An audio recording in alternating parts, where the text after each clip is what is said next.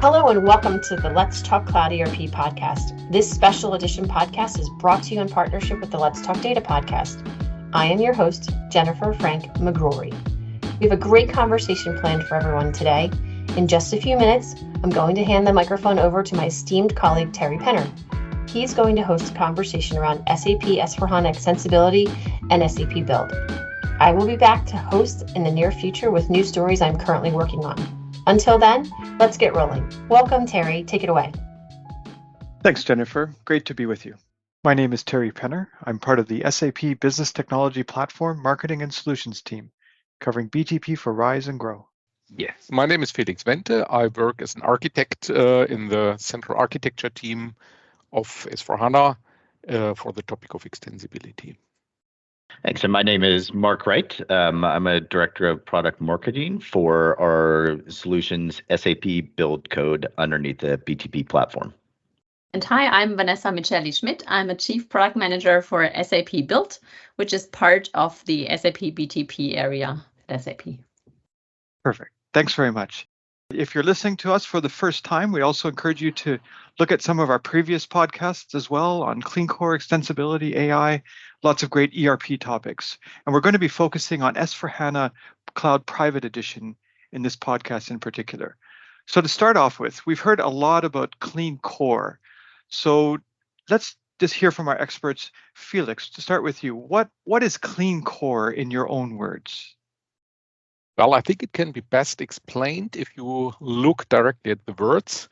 So core describes the main aspects of an ERP system. So mainly it's about extensibility, but also it's about processes, about data quality, about integration, and it's about operation of the system.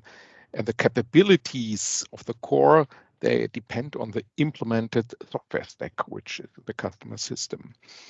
And the second word, the first word is about clean, is about qualities of the adaptation of this core by customers, by partners, and mainly, as I said, extension. This means being up to date, being transparent, having an unmodified core, having a consistent core, and to work in an efficient and cloud compliant way.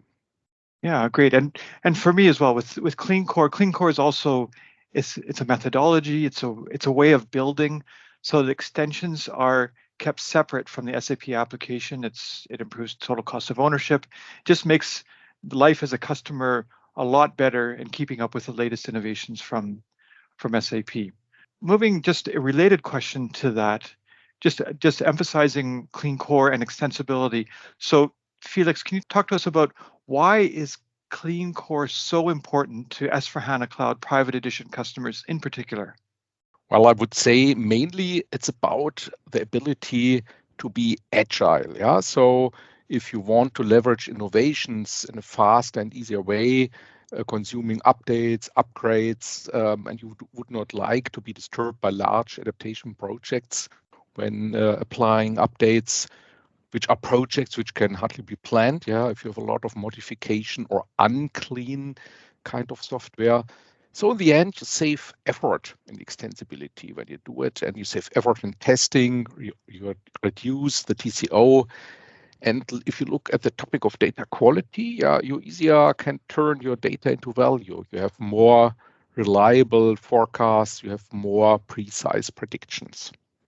Makes sense. And so let's talk a little bit more in terms of how it's really applying to customers. So Mark and Vanessa, starting with Vanessa, what are some key customer challenges, some common customer challenge that you've seen, that you've experienced around extensibility and clean core? Vanessa? Yeah, so what I sometimes hear from customers is that they are not aware of the power of the portfolio that SAP offers. So depending on the developers that a customer actually has available, that is pro coders or maybe low coders or something in between like key users, then fusion development scenarios might allow to actually create powerful applications or process extensions while keeping the core clean and then getting all these advantages that Felix has just mentioned. When I now mention our portfolio, when it comes to extension development, customers sometimes also struggle with deciding for which use case they are supposed to be using which tool or which tools. And although there's more and more seamless integration between our tools that are available, sometimes the use case actually might determine the tool to be used. So what I like to recommend is always a good use case evaluation. So that is really key before starting to implement something. So questions that might be asked could be, is it a typical low-code use case? Do you have key users available and can take some burden from your IT? Then take build. Or do you want to quickly create template-based Fiori applications, for instance, and have someone who prefers working in a pro-code environment? Then use Build Code. So checking what kind of personas will be available to work on the solution one aims for should really be part of the decision process, which tool to use, while keeping the core clean, of course. Yeah, that makes a lot of sense. And Mark, can you talk a little bit about the same question around customer challenges and around extensibility and clean core? Yeah, absolutely. And Vanessa touched on kind of the tooling, but when I look at it, of course, I'm on the app dev side, but we hear a lot about, extending past S4, right? So when you look at what drives your business acceleration, it's about bringing a lot of the information, the data to the end users.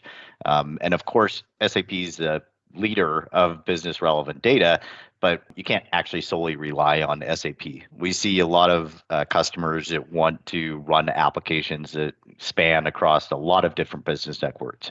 And that becomes a challenge for developers because they need to touch third-party systems as well as SAP. So we're providing this landscape to create these side-by-side extensibility use cases that is for both SAP and non-SAP. Now, of course, we're a leader in SAP applications, but it's very important that we look at the integration aspects as well and touch on non-SAP systems. And that's where build apps, build code, enterprise automation, all the kind of tools that we provide in BTP helps customers out on that. Yeah, for sure. And I think, as we go along here, let's talk a little bit about best practices and what are the options, because it's not just about, like, although we have build and build code as an option, there are options for within S4HANA as well that we need to make sure we talk about. So Felix, let's talk a little bit about extending my data tables or some standard functionality. So what are my options? What are some best practices that you'd recommend from your experience? Well, if you want to extend SAP S4HANA on stack, which means directly in the system where the SAP software runs, we have basically two tool infrastructures, one for key users and one for developers.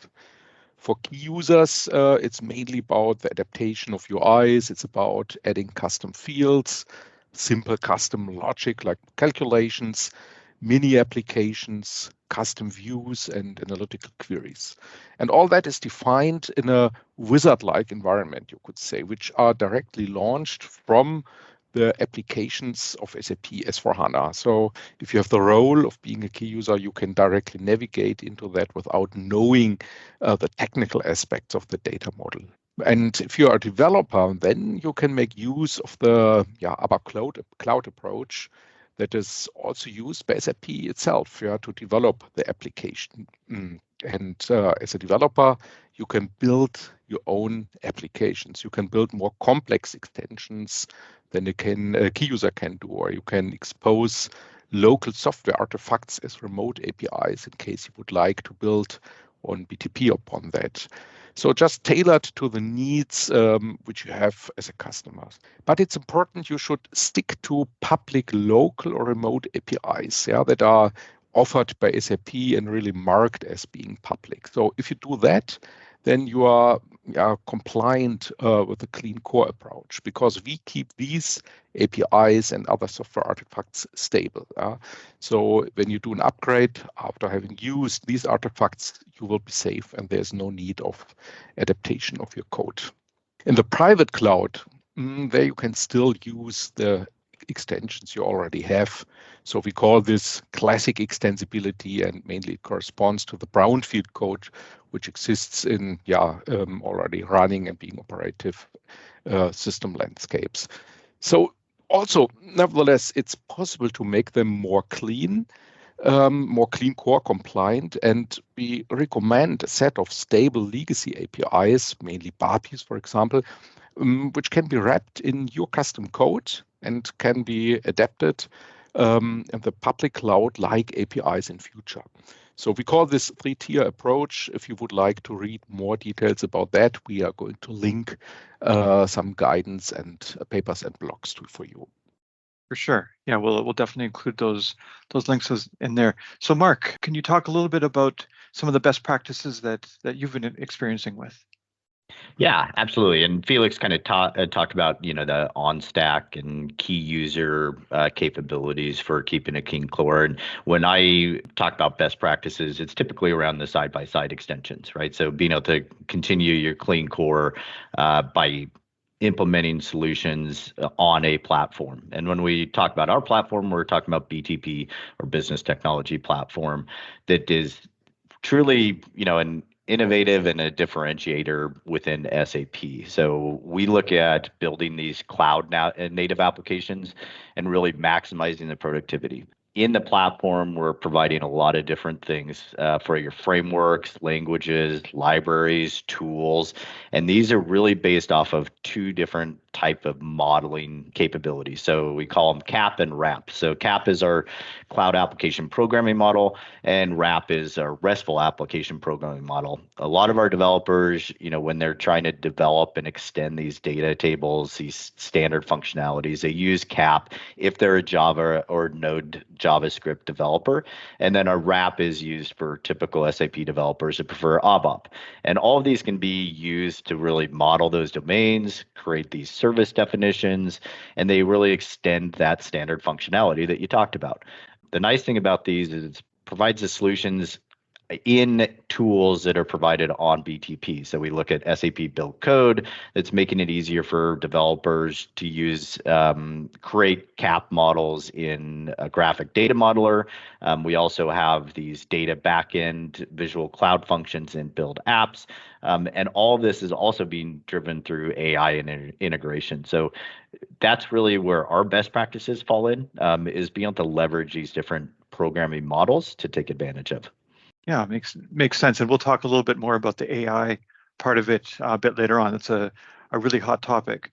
So let's talk a bit about the advantages and disadvantages of each approach. So Felix, starting with you, can you talk a bit about the advantages and disadvantages of on-stack versus BTP tools? And then Vanessa, we'll go to you after that.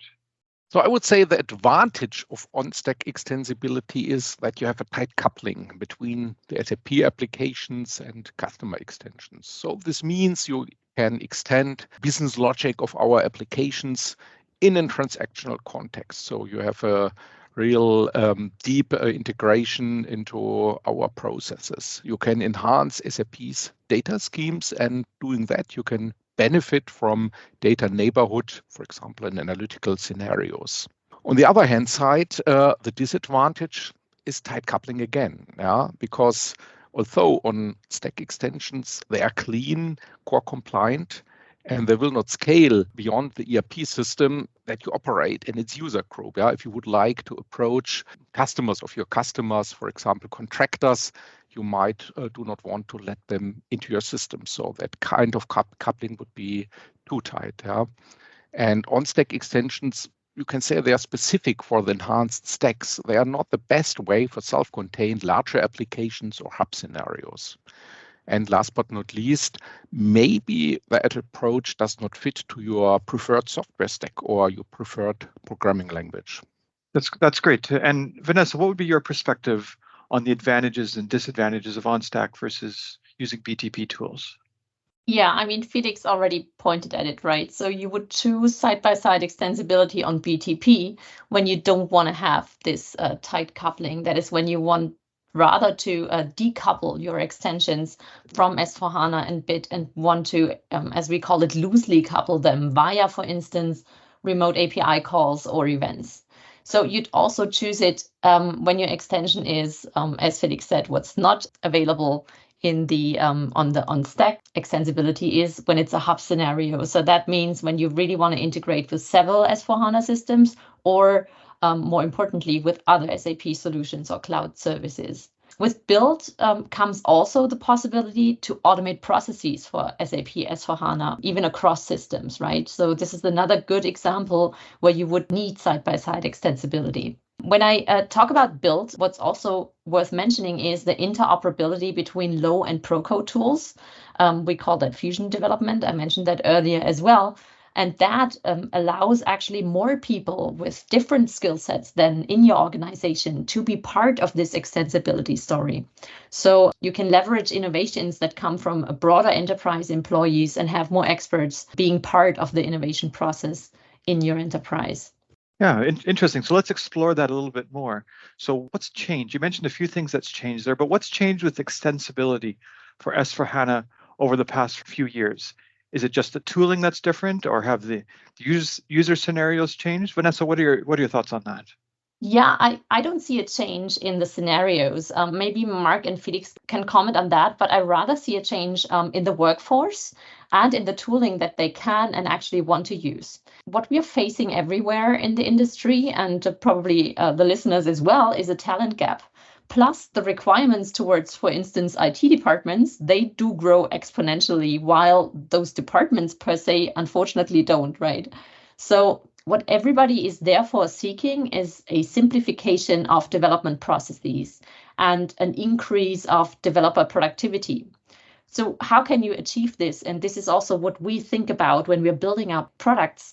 We've mentioned AI earlier, right? But this is actually one of the ways to achieve this. You can augment your tools with AI, like we do in, for instance, Build Code, where you can create data models with natural language, or in Build, where you will be able to describe, for instance, a process with natural language, so it can be created for you. Another option is, what I mentioned earlier, is to widen the developer range. Key users can thereby take a piece of the burden of IT. So when you allow these to be part of the development process, this can result in these powerful fusion dev scenarios where multidisciplinary teams then jointly create complex solutions, where someone from IT that has defined guardrails prior to that creation process takes then oversight, or for instance, the backend creation of a certain extension only.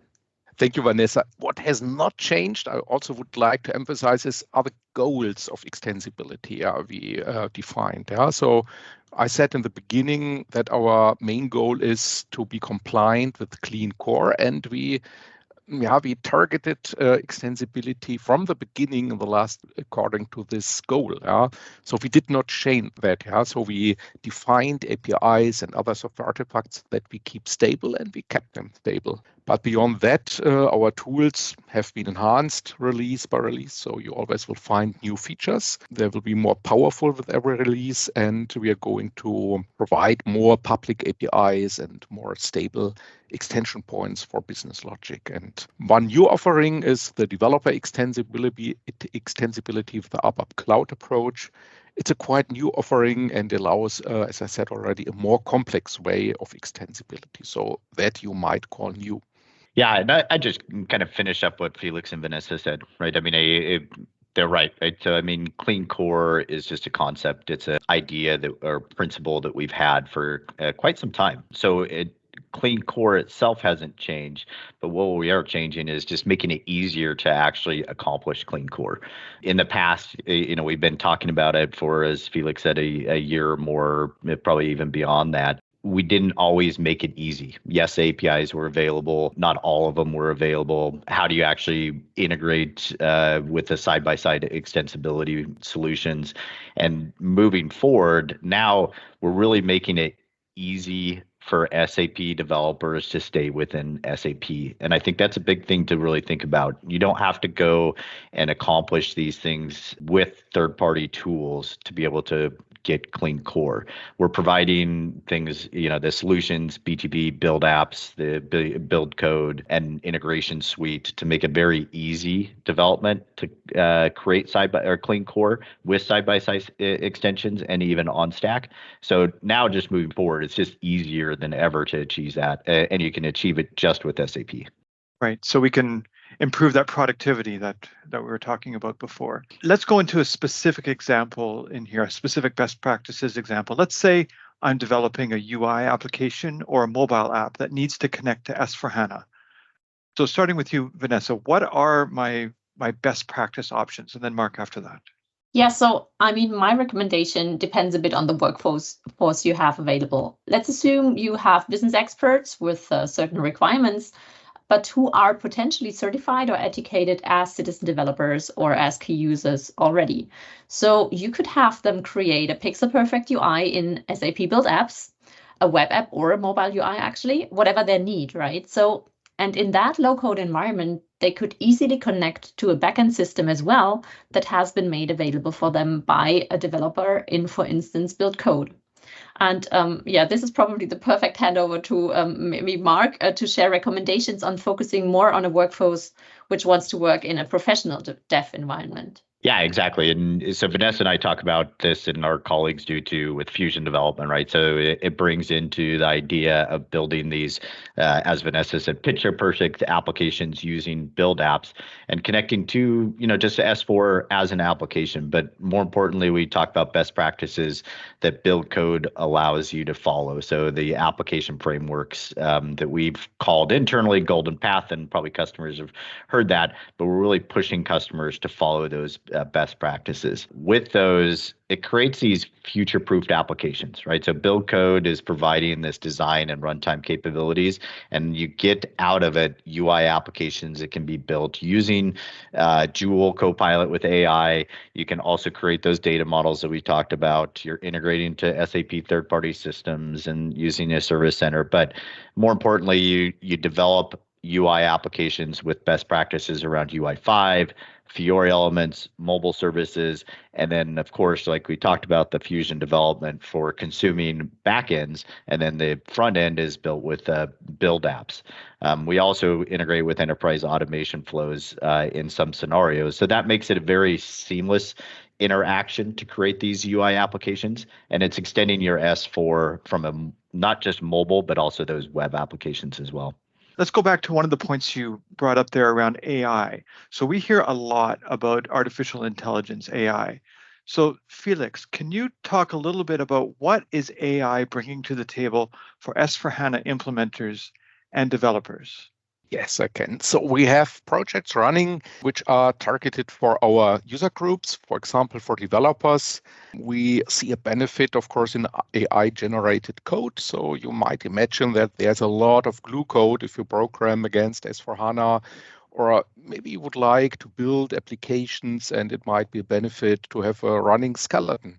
And I think AI would be the best way to fulfill these two use cases and help you there regarding efficiency. And for key users, also we have an AI assistant in planning or in development, which really has the goal to bring key user extensibility to the next level. I said at the beginning that you might extend an SAP application as a key user starting directly from the UI of the application, but this is only that application, but there's far more beyond. So you might imagine that the data of an application are used in the business process, or you have a lot of follow-up activities to be done, use extensions and print forms and email templates and analytical reports. And if you do not foresee all these possibilities easily as a key user, an AI assistant helps you to really sharply define what you want to reach and have a running key user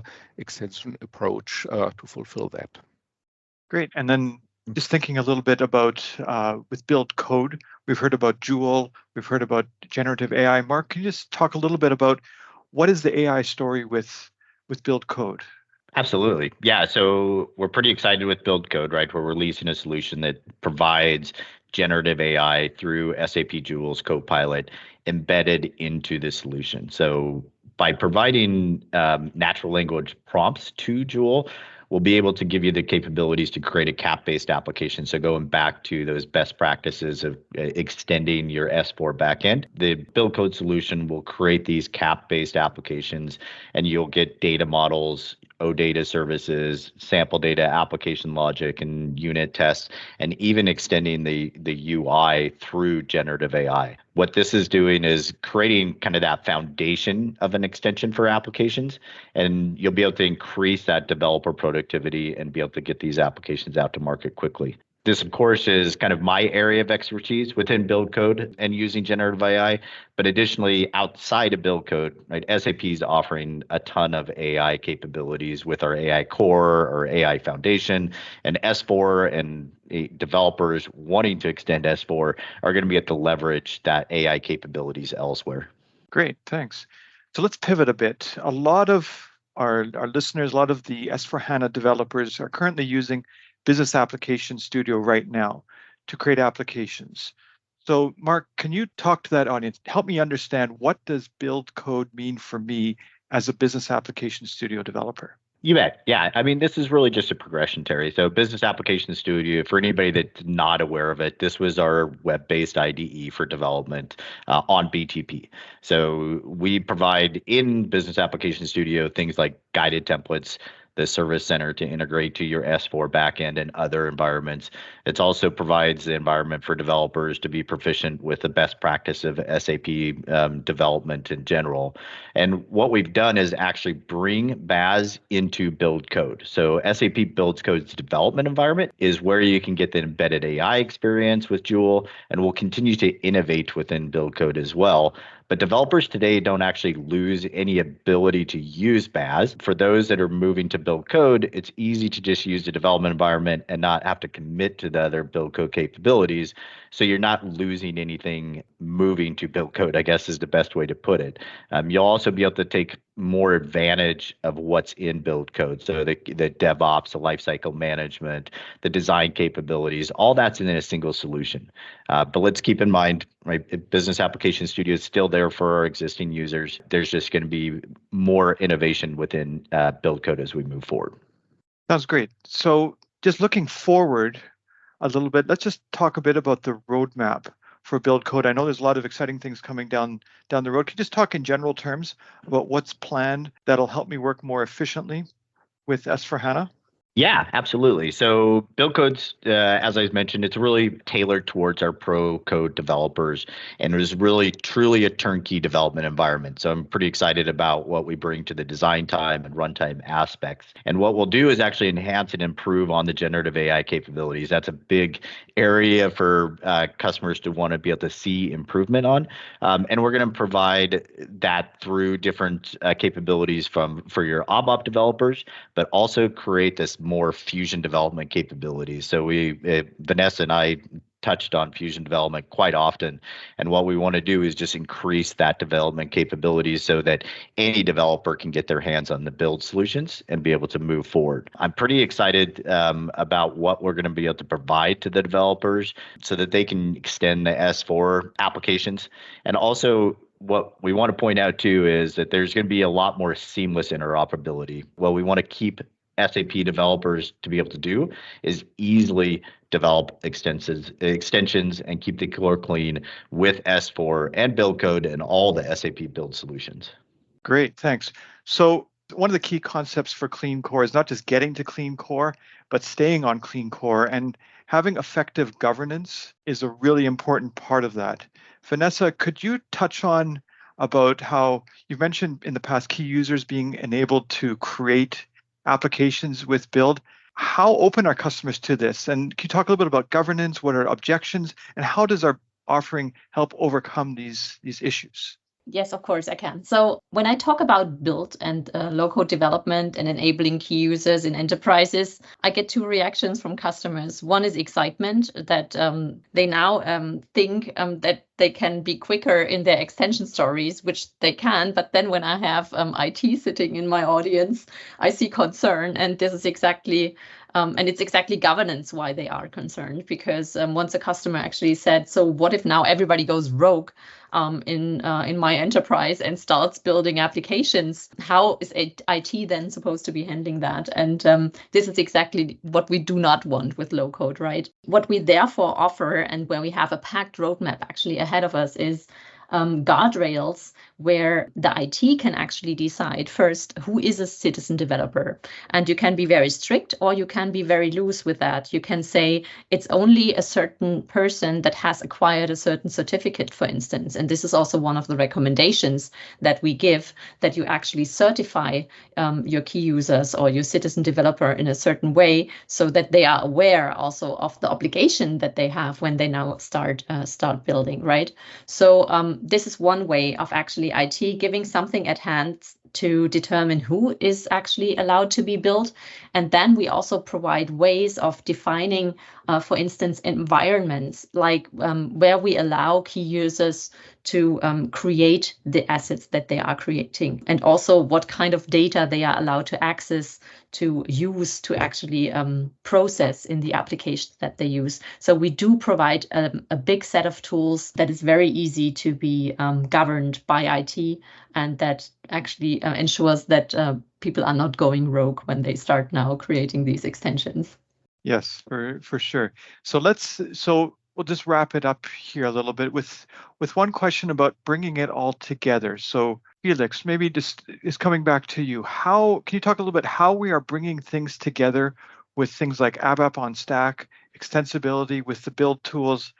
How would you frame it for bringing it all together?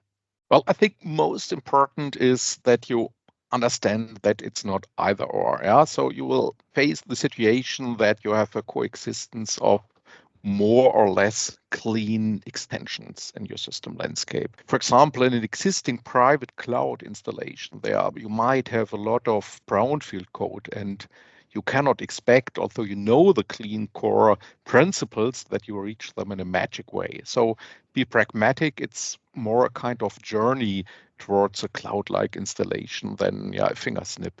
And when you do this journey and you modernize your custom code, then I can encourage you always reflect what is the purpose and the target group of your extensions.